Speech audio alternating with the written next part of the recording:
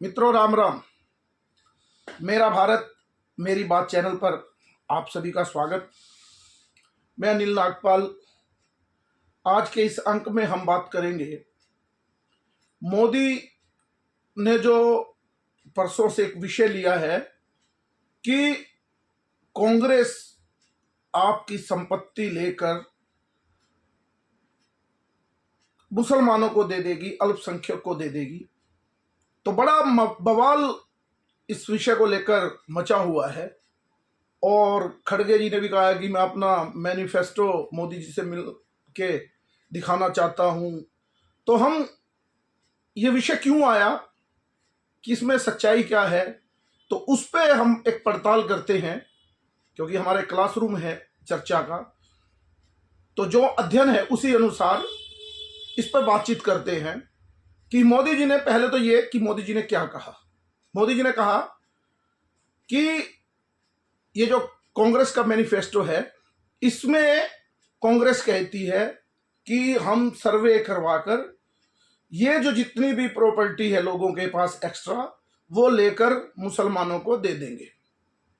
तो कांग्रेस ने कहा कि प्रधानमंत्री एक संवैधानिक पद पर बैठे हैं, तो वो ऐसी बात कैसे कह सकते हैं कि मुसलमान, और चुनाव आयोग के पास भी अभिषेक मनु सिंघवी गए कि मुसलमान का नाम, क्योंकि कांग्रेस मुसलमान का नाम आने के बाद एक सहज स्थिति में नहीं रहती। अगर मुसलमान के बारे में कुछ कहा जाए तो कांग्रेस की स्थिति असहज हो जाती है।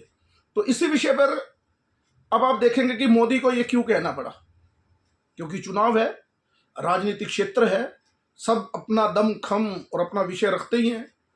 तो पहले ये विषय नहीं आया। पहले जब कईयों ने कहा कि वो पहले चुनाव में मोदी जी की सीटें घट रही हैं, इसलिए मोदी ने ये बात कही।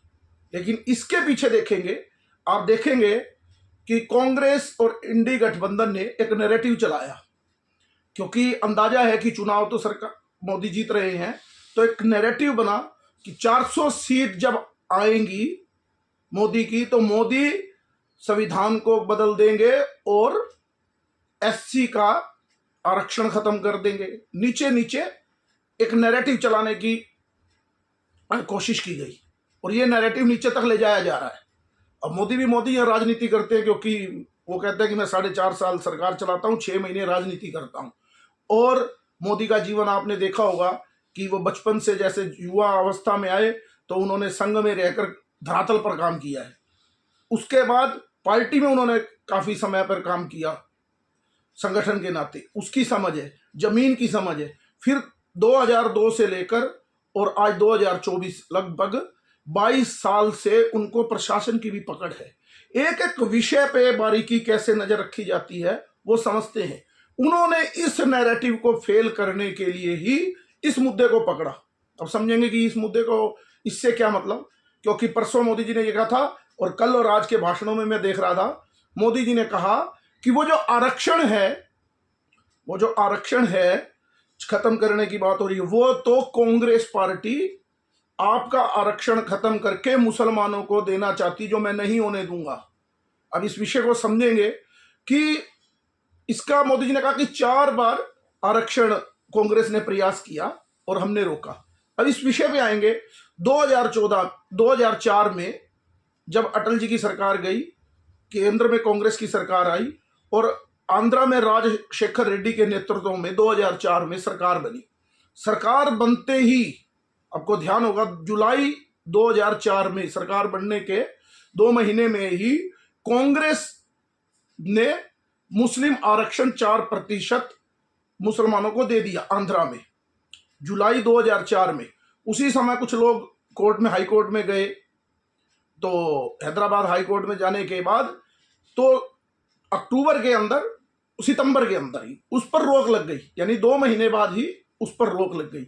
लेकिन फिर जून 2005 में कांग्रेस ने फिर आरक्षण देने की बात की और आरक्षण दिया। हाई कोर्ट ने फिर उस पर रोक लगा दी। उसके बाद 2011 में केंद्र की सरकार ये आरक्षण का विषय लेकर आई और हाई कोर्ट के फैसले को कुछ समय के लिए सुप्रीम कोर्ट ने रोक भी लगा दी। लेकिन ये मामला फिर जब आया तो सुप्रीम कोर्ट ने कहा कि ये असंवैधानिक है, क्योंकि धर्म के आधार पर किसी को भी आरक्षण नहीं दिया जा सकता।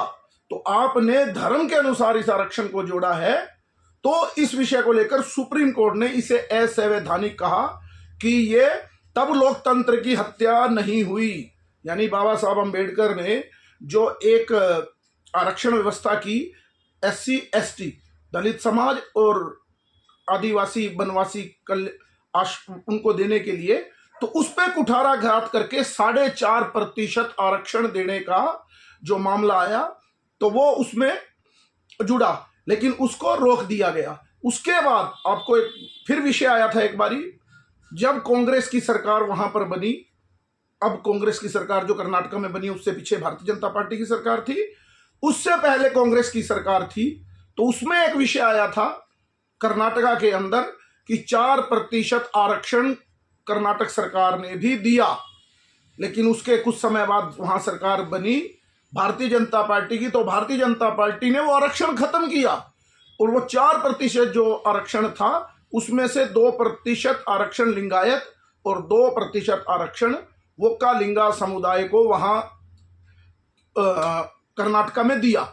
यानी बार बार प्रयास किया और कांग्रेस ने इस विषय पर नैरेटिव सेट करने का प्रयास किया कि दलित का समाज का आरक्षण मोदी की 400 सीटें आने पर खत्म हो जाएगा। तो मोदी तो चुनावी राजनीति तो वो भी करते हैं, तो उनको लगा कि ये नैरेटिव, और उसकी काट के लिए उन्होंने जो कांग्रेस का काला चिट्ठा था आरक्षण को लेकर, क्योंकि उस आरक्षण में तो उतनी सीमा है जितनी दे सकते हैं, उनका हिस्सा काटकर मुसलमानों का जो 4% 4.5% जाना था वो मुसलमानों को देने का प्रयास किया।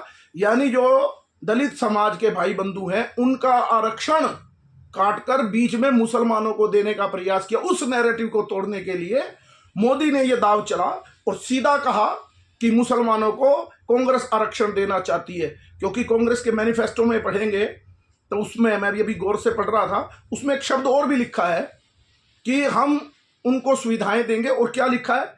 खेल में भी भागीदारी, खेल में और ठेकेदारी में, हर चीज में मुसलमानों की अल्पसंख्यक की भागीदारी बढ़ाएंगे, अल्पसंख्यक की भागीदारी बढ़ाएंगे खेलों में। यानी आने वाले समय में हो सकता है कि ओलंपिक के मैदान में भी जाएंगे तो भी क्या होगा, वहां पर भी एक कोटा होगा मुसलमानों की भागीदारी के नाम पर। और तो और पीछे कानून बनाने का प्रयास भी किया गया कि नौकरियों में, अभी उन्होंने कहा कि नौकरियों में देंगे सब जगह, तो ये मामला पीछे रुक गया था। तो प्रयास था कि सेना की नौकरी में भी मुसलमानों का आरक्षण हो, सेना की नौकरी में भी, जबकि धर्म के नाम पर सेना में कोई नौकरी नहीं मिलती, लेकिन ये प्रयास भी था, वो रुका। जबकि आप विषय देखेंगे अल्पसंख्यक का तो आपको ध्यान होगा कि जो संयुक्त राष्ट्र है, UN है, उसमें भी ये कहा गया है कि जिस देश की आबादी, जिस देश में जिसकी संख्या यानी जिस धर्म की आबादी 1.5% से कम होगी, वहां पर उसको अल्पसंख्यक का दर्जा मिलता है।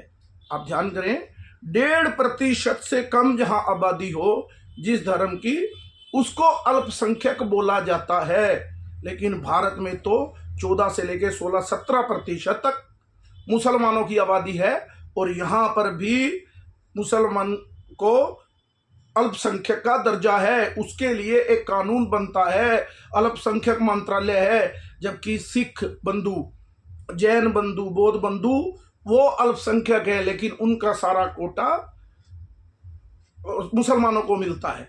आपको ध्यान होगा। और पहला तो ये विषय आरक्षण का नौकरी में। दूसरा विषय जो आया कि आपकी जो प्रॉपर्टी है, जो मोदी जी कह रहे हैं, उसका सर्वे कराकर दूसरों को देने का जो विषय है, ये कांग्रेस के घोषणा पत्र में है कि सब लोगों की जितनी भी प्रॉपर्टी है, जितने भी संसाधन है, सबकी जांच कराएगी, एक सर्वे कराएगी कांग्रेस पार्टी, और वो लेकर दूसरे लोगों में बांट देगी। अब दूसरे को कौन किस में बांटेगी ये तय है, क्योंकि आपको ध्यान होगा बड़ी कांग्रेस पार्टी ने अभी आरोप भी लगाया, प्रधानमंत्री एक संवैधानिक पद पर बैठकर मुसलमान की बात कर रहे हैं, शब्द रैलियों में बोल रहे हैं, लेकिन एक संवैधानिक पद पर बैठकर डॉक्टर मनमोहन सिंह ने 2006 में एक बात कही थी कि इस देश में जितने भी संसाधन हैं उनमें पहला हक मुसलमान का है। उनके खुद के प्रधानमंत्री ने पहला हक मुसलमान का बताया। अब चुनाव है और नैरेटिव वो सेट करना चाहेंगे, तो इधर तो मोदी ने भी तो कच्ची गोली खेली नहीं, तो उस नैरेटिव को तोड़ने के लिए ये विषय चला। अब उनको धन देने की बात कैसे आती है, आपको ध्यान होगा कि हिंदुओं की जो प्रॉपर्टी है वो कैसे उनके पास जाएगी। एक तरीका बताता हूं। सबसे पहले 1954 में वक्फ बोर्ड एक्ट आया, इसको समझना होगा। वक्फ बोर्ड एक्ट आया 1954 में, जहां से यहां से मुसलमान वहां गए, देश का बंटवारा हुआ, वहां के हिंदू यहां आए, जो वहां के हिंदू लोग छोड़कर आए, हमारे पूर्वज भी आए, तो वो जो जगह छोड़ के आए, बदले में आज तक की उस संपत्ति का पाकिस्तान में कोई एक्ट नहीं, इस तरह का कोई मुस्लिम देश में भी कोई वक्फ बोर्ड नाम का कोई एक्ट नहीं है।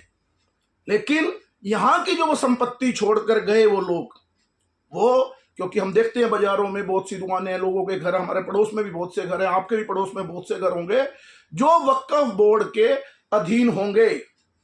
1954 में ये एक्ट आया। उसके बाद वक्फ बोर्ड एक्ट 1995 में पुराने एक्ट को खत्म करके कांग्रेस की सरकार ने नया वक्फ बोर्ड एक्ट गठित किया। उसमें बहुत सी शक्तियां दे दी गई, बड़ी शक्तियां उसमें उनको दी कि किस तरह से मुसलमानों की जो संपत्ति है कोई भी वक्फ को दे सकता है, यानी कि दान की हुई संपत्ति वो उनको दे सकते हैं। और आपको ध्यान होगा आज के दिन 8,59,727 के लगभग संपत्ति जो है उसमें 8 लाख एकड़ जमीन बनती है, जो सेना और रेल मंत्रालय के बाद सबसे ज्यादा कोई संपत्ति किसी के पास है तो वक्फ बोर्ड के पास है। उसके लिए उस कानून में क्या किया, उनके जो बोर्ड के सदस्य होते हैं उसमें उनके सांसद, विधायक, वकील और मौलवी, और उसके अलावा उनके जो कुछ सामाजिक लोग भी होते हैं, सामाजिक लोग, उस कमेटी, उसको तनख्वाह भी वक्फ बोर्ड नहीं देता, उसको तनख्वाह भी भारत की सरकार देती है। यानी कि उनकी तनख्वाह सरकार देती है।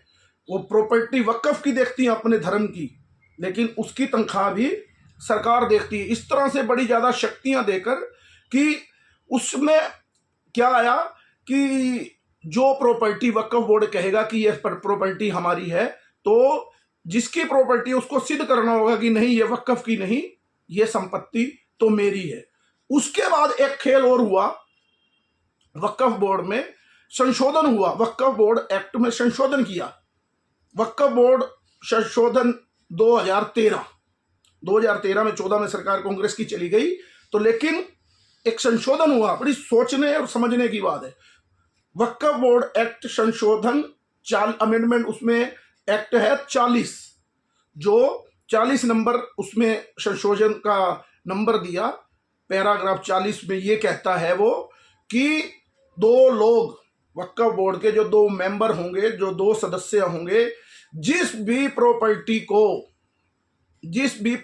को वो कहेंगे कि यह वक्फ की प्रॉपर्टी है, तो वो प्रॉपर्टी वक्फ बोर्ड की होगी और जो उसका मालिक होगा उसको उस प्रॉपर्टी के लिए साबित करना होगा। लेकिन कहां, आप लोगों के पास अगर वक्फ बोर्ड की संपत्ति है तो आप कोर्ट में नहीं जा सकते, हाई कोर्ट नहीं जा सकते। वो अमेंडमेंट नंबर 40 कहता है कि आपको कहां जाना होगा, जो वक्फ बोर्ड का ही जज होंगे, वक्फ बोर्ड का एक जो अदालत होती है उसमें ही आपको साबित करना है। आप बताओ कि कैसे कर सकते हो साबित। और इसी में 107 नंबर धारा में एक्ट में जो है वो है कि जैसे हिंदुओं को तो हर जगह टैक्स देना होता है, अब हर जगह 1 लाख करोड़ रुपए लगभग, और साउथ में तो खासतौर मंदिरों पे इतना ज्यादा टैक्स हिंदुओं के मंदिर पे लगता है, लेकिन उसमें केवल, जबकि अल्पसंख्यक बौद्ध भी हैं, सिख भी हैं, उन पे नहीं है छूट। उस 107 में ये कहा है कि मुसलमानों को कोई टैक्स वगैरह मस्जिद वगैरह पे देने की कोई जरूरत नहीं है। एक ये मामला भी है। और उसके बाद जो मैं बात कर रहा था कि अमेंडमेंट एक्ट 40 नंबर पे कि जितना भी अब बताओ आप कैसे प्रयास, कैसे कोशिश करेंगे, क्योंकि जज भी उनका, वकील भी उनका, पैसे भी उनको केस लड़ने के सरकार दे रही है। तो आप लोग, और उसमें क्या कहता है कानून उस एक्ट में, कि जितनी भी संपत्ति लेने के बाद वो जो 2 सदस्य हैं वो डीएम को और या योग्य अधिकारी जो है उसको कह सकते हैं कि ये दुकान या मकान जो वक्फ हमने कहा है 24 से 72 घंटे के बीच में खाली करना होगा, इतना ही समय, और उस अधिकारी को ये काम करना होगा, यानी कि जो वक्फ बोर्ड कहेगा उस पर अमल करना होगा। ये कानून कहेगा तो उनको तो अधिकारी को करना ही पड़ेगा। तो आप समझे कितनी बड़ी वो है। अब 2009 में जब ये अमेंडमेंट आने से पहले, जब 1995 में जब एक वक्फ बोर्ड एक्ट आया, तो 2009 तक 4 लाख एकड़ संपत्ति वक्फ बोर्ड के पास थी। आज कितनी है मैंने बताया, 8 लाख, यानी 8,59,000 समथिंग संपत्तियां जो हैं, उसमें आज 8 लाख एकड़ जमीन वक्फ बोर्ड के बाद है, पास है। यानी कि इतने सालों में जितनी थी उससे अभी ये 5-10 साल में 2 गुना, 4 लाख एकड़ से 8 लाख एकड़ वो जमीन हो गई है। यानी कि कितनी बड़ी संपत्ति हमारी जो थी वो वक्फ बोर्ड के पास, यानी मुसलमानों के पास चली गई है। मोदी जी हवा में बात नहीं कर रहे, अगर इसकी उसमें अध्ययन में जाएंगे आपको हैरानी होगी। शहीद प्रयागराज में शहीद चंद्रशेखर जी का एक नाम से पार्क है, उस पार्क को भी वक्फ बोर्ड संपत्ति कर दी। उसके लिए कानूनी केस भी चले, लेकिन वक्फ बोर्ड ने कहा कि ये संपत्ति भी हमारी है। और इससे बड़ी हैरानी आपके लिए होगी, उसी वक्फ बोर्ड एक्ट के साथ साउथ के एक मंदिर है 1500 वर्ष पुराना, क्योंकि मुस्लिम धर्म तो आए 1400 वर्ष हुए हैं, 1500 वर्ष पुराना साउथ में एक मंदिर है दक्षिण भारत में, उसकी प्रॉपर्टी को भी, उसकी 6 गांव में उनकी जमीनें थी, उसको भी वक्फ बोर्ड ने कहा कि ये तो हमारी संपत्ति पे बना हुआ है, मंदिर भी और जितनी भी उसकी संपत्ति है।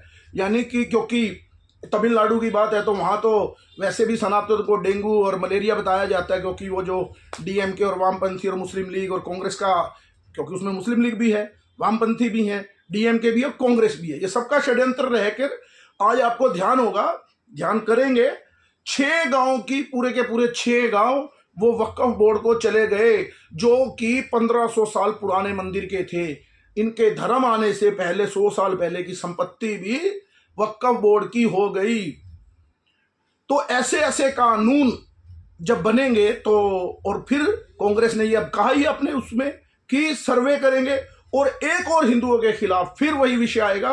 अभी चिदंबरम ने क्या कहा कल कि हम 5 कानून रद्द करेंगे, उसमें सबसे पहला नाम उन्होंने लिया CAA, इस कानून को रद्द कर देंगे, जबकि इसमें मुसलमानों के विषय में कोई बात नहीं, केवल हिंदू, सिख, जैन, बौद्ध, ये लोग जो प्रताड़ित है मुस्लिम देशों में, वो भारत की नागरिकता देने का, और वो भी किसको मिलेगी, जो 2015 से पहले आ चुका है। लेकिन अभी भी कांग्रेस रुक नहीं रही, इतनी ज्यादा अपीजमेंट यानी तुष्टीकरण की राजनीति पर कांग्रेस का विचार रहता है। तो मोदी ने भी तय किया कि कैसे इनको घेरना है। एक और बात बताना चाहता हूं, आपको ध्यान होगा, दिल्ली के अंदर जो संपत्ति है, जब ये 2013 में एक्ट आया 40, तो उसके बाद क्या किया कांग्रेस ने, सत्ता जाने से, मई में चुनाव थे पिछली बारी, मार्च के अंदर जब अंतरिम सरकार चलती, जैसे अब मार्च में कोई सरकार क्या फैसला करेगी, मार्च 2013 में 123 संपत्तियां भारत सरकार ने खुद वक्फ बोर्ड को दी हैं। 123 बड़ी संपत्तियां दिल्ली शहर के अंदर, यानी कि जाते जाते भी कांग्रेस ये काम कर गई। तो अब वो आरक्षण वाला मामला आया तो मोदी जी ने भी आगे होकर तय किया, क्योंकि वो प्रधानमंत्री हैं तो नीचे बात तो चलती है, लेकिन जब तक मोदी सबसे बड़ा चेहरा है, जब तक वो विषय इसको नहीं लेके जाएंगे तो हम लोगों में यानी हिंदू समाज में ये विषय नहीं आ पाता। अब मोदी जी ने कहा है, जैसे अगर मोदी जी ना करते, बोलते इस विषय को, तो हम भी अध्ययन ना करते और आपसे इस बात की चर्चा ना करते। ठीक है, हो रहा होगा, लेकिन कितनी मंशा खतरनाक है। मोदी जी ने जैसे ही बोला तो वो सब इकोसिस्टम तिलमिला गया। और आपको गहरा अध्ययन करना होगा कि किस तरह से कांग्रेस आने पर, और कांग्रेस ने अपने घोषणा पत्र में ये बातें लिखी हैं, आप पढ़ सकते हैं, क्योंकि कांग्रेस ने स्पष्ट लिखा है कि मुसलमानों को, यानी अल्पसंख्यक लिखा है, अल्पसंख्यक का मतलब केवल उनके लिए मुसलमान ही हैं, क्योंकि अगर अल्पसंख्यक सभी होते तो इसमें जो एक्ट बनाए हैं इसमें सिखों को, जैनियों को भी मिलता छूट का अधिकार, लेकिन इन पे टैक्स लगता है, तो उनके लिए केवल मुसलमान ही अल्पसंख्यक है। तो वो क्या कह रहे हैं कि बड़ी बड़ी बातें करके हिंदुओं को बरगलाने के अलावा, और जो उनके बीच में जो बातें हैं जो वो कह रहे हैं उसको बहुत समझने की जरूरत है। एक विषय और था, कभी और चर्चा में बात करेंगे कि किस तरह से ये लोग हिंदुओं के अधिकारों को लेकर और मुसलमानों को दे रहे हैं। जैसे अभी मैं बात कर रहा था कि ये कहा कि वो मुसलमान यानी अल्पसंख्यक अपना कानून, अपना लॉ अलग से चला सकते हैं, मुस्लिम पर्सनल बॉडी और तो कोई है नहीं कोई लॉ, बाकी तो हिंदू रीति, चाहे सिख संप्रदाय हो चाहे जैन हो, चाहे वो वही इस तरह से एक शादियां करते हैं, वो ये एक सिस्टम है सब। लेकिन उन्होंने कहा अल्पसंख्यक अपना अलग पर्सनल लॉ, वो तो मुसलमानों का है, उसके अनुसार ही उनको अपना कानून बनाने का अधिकार होगा। ये कांग्रेस के घोषणा पत्र में है, तभी तो मोदी जी ने पीछे कहा था ये मुस्लिम लीग का घोषणा पत्र है, और परसों से मोदी जी ने ये प्रहार शुरू किया ताकि ये विषय नीचे तक जाए। जबकि झूठ यही है कि कहीं भी, क्योंकि संघ के सरसंघ चालक ने भी बार बार कहा कि आरक्षण रहेगा, और भारतीय जनता पार्टी भी कह रही है आरक्षण रहेगा, लेकिन कांग्रेस ये नैरेटिव सेट कर रही थी कि 400 सीट आने के बाद आरक्षण खत्म होगा, जबकि कांग्रेस खुद उन आरक्षण के बीच में से मुसलमानों के लिए अलग कोटा निकालने का प्रयास कर रही है। तो इस बात को समझने के लिए मोदी जी ने ये कहा और ये विषय बना, तो ये चुनाव में गर्मी भी देगा। लेकिन वो तो कांग्रेस को लगता है कि हिंदू मुसलमान, जब आप लोग ये बातें कर रहे हो चुनाव के बीच में कि सीए खत्म कर देंगे, तो हिंदू मुसलमान की बात तो होगी, जवाब क्रिया की प्रतिक्रिया तो होगी ही होगी। तो मेरा विषय था, इस विषय को बड़ा और लंबा भी ले जाया जा सकता था, इस पर बड़ा अध्ययन भी किया, और भी बहुत सी बातें हैं अगर वक्फ बोर्ड एक्ट को देखेंगे, क्योंकि बहुत से लोगों ने हर शहर में आंदोलन भी चलाया पीछे जी आने के बाद। तो मेरा आपसे निवेदन, मेरा ये बात, मेरी ये विषय आपको पसंद आए, लाइक कीजिए, सब्सक्राइब कीजिए, क्योंकि सब्सक्राइब करेंगे तो विषय और लोगों के पास भी जाएगा, आपके मित्रों के पास भी पहुंचेगा। और शेयर कीजिए, क्योंकि कुछ लगना आपका भी नहीं है और मुझे भी कुछ नहीं मिले, लेकिन विषय सही ढंग से अधिकतर लोगों के पास पहुंचे, क्योंकि हम लोगों की आदत है सोने की, हिंदुओं की शुरू से आदत जल्दी सोने की है और विषय से भटक जाते हैं, बात पता नहीं होती। तो आप भी इसका ध्यान रखिए। भारत माता की जय। जय श्री राम।